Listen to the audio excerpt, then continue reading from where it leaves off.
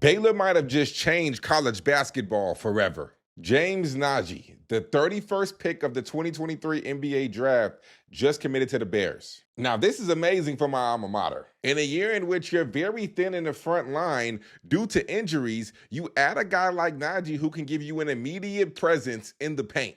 However, this is not good for college basketball.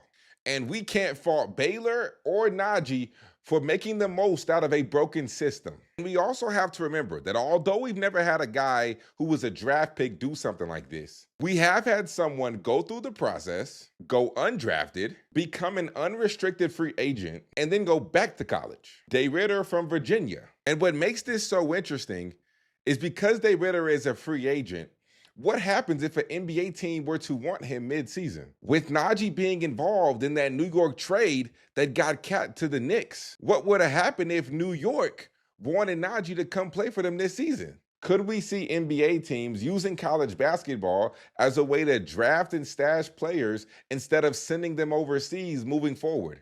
And I think these are all questions that have no answer until they become reality. And that right there is the problem.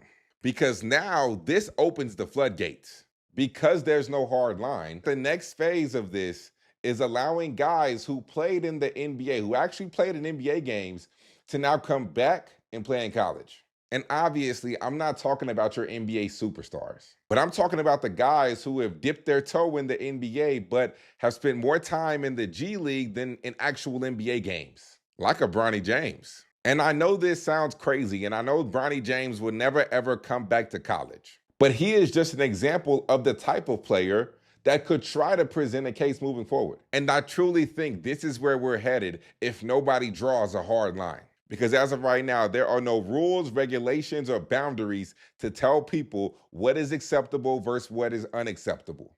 But I want to hear from you. What do you think about this current state of college basketball?